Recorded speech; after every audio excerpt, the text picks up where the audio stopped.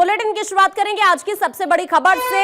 आज से शुरू होगा संसद का बजट सत्र। राष्ट्रपति मुर्मू दोनों सदनों को संबोधित करने वाली हैं। सुबह 11 बजे राष्ट्रपति का अभिभाषण होगा। सदन में आज और कल कोई शून्यकाल नहीं होगा। आज आर्थिक सर्वेक्षण पेश किया जाएगा। 1 फरवरी को बजट पेश किया जाएगा। तो आपको बताएं कि इस बजट सत्र में क्या खास रहने वाला है, सब कुछ विस्तार से बताएंगे। लेकिन शुरुआत आज राष्ट्रपति के अभिभाषण के साथ होने वाली है और कल चूंकि आपको बताएं कि बजट पेश किया जाएगा, लेकिन उससे पहले आज से जिस तरह सत्र की शुरुआत हो रही है राष्ट्रपति के अभिभाषण के साथ, आज ये बजट सत्र के पहले दिन आर्थिक सर्वेक्षण को पेश किया जाएगा। वित्त मंत्री निर्मला सीतारमण वित्त वर्ष 2024-25 के लिए आर्थिक समीक्षा पेश करने वाली आज, जिसे मुख्य आर्थिक सलाहकार वी अनंत नागेश्वरन की अगुवाई वाली टीम ने तैयार किया है।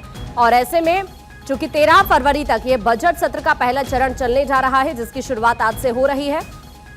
हालांकि 5 तारीख को दिल्ली विधानसभा चुनाव के तहत मतदान की वजह से संसद की कार्यवाही नहीं चलेगी, लेकिन सबसे खास बात यह है कि आज जिस तरह से सत्र की शुरुआत होने जा रही है, आज दोपहर 1 बजे आर्थिक सर्वेक्षण पेश किया जाएगा। वित्त मंत्री संसद में आर्थिक सर्वेक्षण पेश करने वाली हैं। जो शेड्यूल आया है उसके अकॉर्डिंग वित्त मंत्री दोपहर में आर्थिक सर्वेक्षण सदन पटल पर रख सकती है। 1 बजे के करीब का वक्त बताया जा रहा है। 11 बजे राष्ट्रपति का अभिभाषण यहां पर होगा और उसके साथ संसद के बजट सत्र की शुरुआत आज से हो रही है। इससे पहले प्रधानमंत्री नरेंद्र मोदी संसद का बजट सत्र शुरू होने से पहले मीडिया से बात कर सकते हैं। ये माना जा रहा है कि प्रधानमंत्री नरेंद्र मोदी 10:30 बजे के आसपास संसद पहुंच सकते हैं। तो इस तरह से जैसे ही आज यहां पर संसद का बजट सत्र शुरू होगा, वक्फ संशोधन अधिनियम समेत कुल 16 विधेयक हैं जो माना जा रहा है कि सत्र के दौरान पेश किए जाएंगे।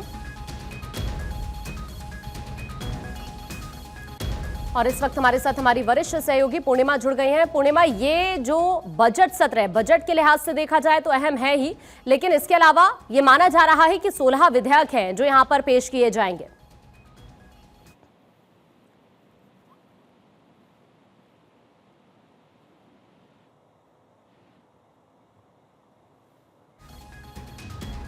वापस से उनसे हम जुड़ने की कोशिश करेंगे, लेकिन सबसे पहले बड़ी खबर हम आपको ये बजट सत्र को लेकर बता रहे हैं। देखिए, इस बार सत्र के दौरान वक्फ संशोधन अधिनियम समेत कुल 16 विधेयक हैं जिन्हें पेश किया जाएगा। कल चूंकि बजट पेश होगा और उससे पहले आज का दिन इस लिहाज से अहम हो जाता है क्योंकि आज राष्ट्रपति के अभिभाषण के साथ ही संसद का जो ये बजट सत्र है इसको शुरू किया जाएगा और आज ही आर्थिक सर्वेक्षण पेश होने वाला है।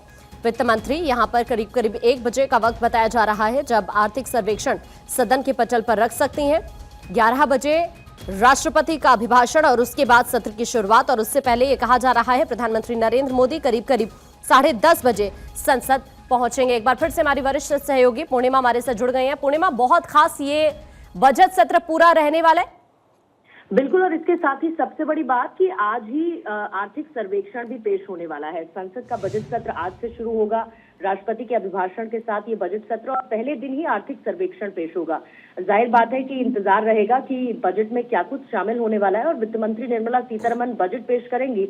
लेकिन उससे पहले 2024 और 25 का जो वित्तीय वर्ष रहा है, जो फाइनेंशियल ईयर रहा है, उसकी आर्थिक समीक्षा पेश की जाएगी, जो कि आर्थिक सर्वेक्षण पेश होना है।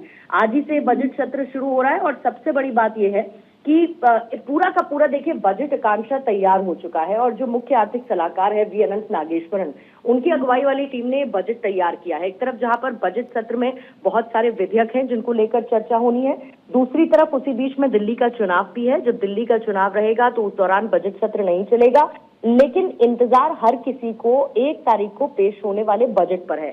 जाहिर बात है, एक तरफ जहां पर मिडिल क्लास, क्या उसका इंक्रीमेंट होगा, क्या जो टैक्स पेयर्स हैं उनको किसी तरीके की राहत मिलेगी, क्या स्लैब को लेकर वित्त मंत्री कोई बड़ा ऐलान करेंगी, किसानों और महिलाओं से जुड़ी क्या कोई बड़ी योजनाओं का ऐलान करेंगी। देखिए, लगातार चर्चा चल रही थी कि बजट किस तरीके का होना चाहिए और हर एक आम और खास को इस बजट सत्र का इसीलिए इंतजार रहता है क्योंकि पूरे साल का लेखा जोखा सरकार की तरफ से रखा जाता है। किस दिशा की तरफ देश आगे बढ़ेगा, कैसे लोगों को राहत मिलेगी, क्या उन पर कोई और बोझ पड़ने वाला है, इसीलिए हर एक आम खास को इस बजट सत्र का इंतजार रहता है, जिस बीच में वित्त मंत्री निर्मला सीतारमण एक बार फिर से बजट पेश करने के लिए तैयार हैं। और सबसे बड़ी बात, प्रधानमंत्री मोदी का आपने खुद जिक्र किया, लेकिन उससे पहले सुबह 11 बजे राष्ट्रपति का भाषण